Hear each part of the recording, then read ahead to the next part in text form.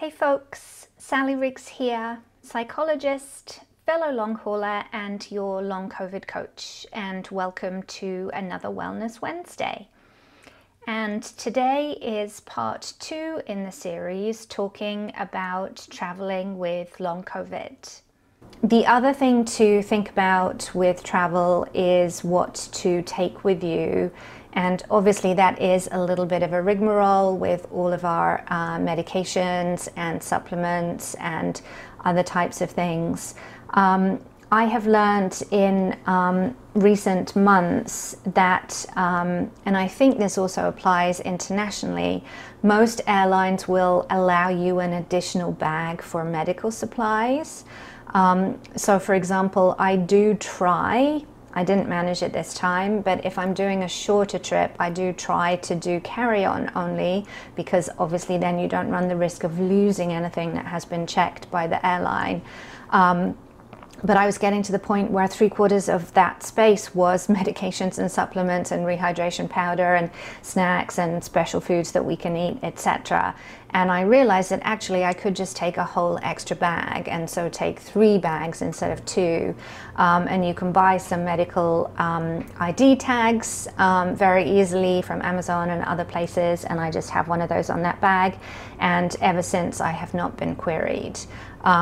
Now, I haven't tried it super far afield internationally, but I'm going to Japan next month, so I can report back then as to whether that is permitted with that type of a flight. And I always make sure that I have enough meds for the whole number of days that I'm traveling, and then I always keep, and I've kind of portioned this out ahead of time so that it just goes in my bag every time now, 2 extra weeks worth of every medication, every supplement. I also carry COVID tests, and I have a little pouch full of all of the supplements that are recommended to take if you get COVID, so that if I do get sick while I'm traveling and I'm stuck somewhere, I have enough to tide me over until I can be well enough to get home again.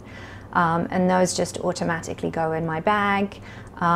I also bring Clorox wipes and all kinds of other wipes so that I can disinfect things if the hotel room doesn't feel clean enough to me, and things like that.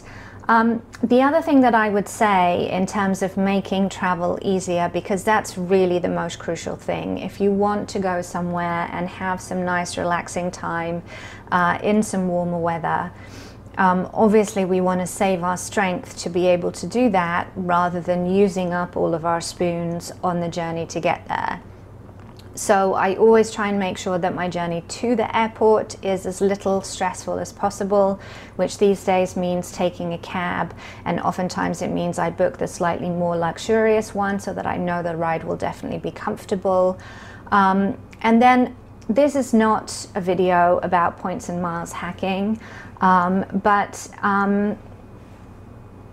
I have done that for a while, and having status makes a huge difference, by which I mean if you are a particular level of the executive club with an airline or with a hotel, and you don't necessarily need to spend a lot of money to get these statuses.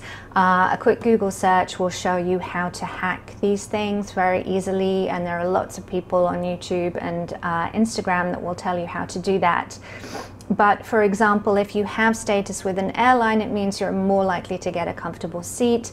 It means they're going to give you way more support in the air if you need additional things. And the same with a hotel chain. When I checked in here yesterday, I realized I'd gotten all the way up to my room, which was quite a long walk, and I hadn't collected the free bottles of water that I was entitled to. And I didn't have the strength to walk all the way back down to the front desk and get them, so I called, and the guy very rudely said to me, well, you'll just have to wait until tomorrow then, even though I disclosed my disability, which obviously is not acceptable. So I immediately got on to the status line with the hotel chain that I'm staying in, and I said, listen, this has happened, this is not acceptable, this is not the level of service I would normally expect. And immediately they within the hour, had the manager call me back. When I went down for breakfast this morning, she was hugely apologetic. She actually said she'd looked at my room and realized that it wasn't in an optimal position and I should have been in a different place. And I said, unfortunately, I have unpacked my things now and I don't have the strength to move. But I know, and I'm going to be here for a few weeks, that she will now take care of me, anything that I need. In fact, she said, you know what, why don't we just put a case of water in your room? Obviously, you're going to need it, and then you won't have to keep coming down to the front desk and getting 2 bottles every day. So if there are ways that you can optimize so that you're in loyalty programs and you have that kind of support, there's a phone number you can get through to when normally reaching airlines and hotels can be very hard. That does make a huge difference. And then when you mention that you have a disability, obviously they know that we're a protected class and that they cannot be rude to us. And when somebody is, they will get in a lot of trouble. So this is not the definitive guide to traveling with long COVID, but hopefully I've given you some little tips and tricks on how to make it easier. And for perspective, although I've been flying to London throughout, I did actually skip summer 2021 when I was meant to be flying, and there was a huge wave of COVID again in London, and I was so sick with chronic fatigue that I wasn't well enough to fly. But aside from that, I have pretty much done every trip that I had planned. Domestically, I started traveling again within the US last July. I took a little trip to Chicago for 3 days just to test it out and see.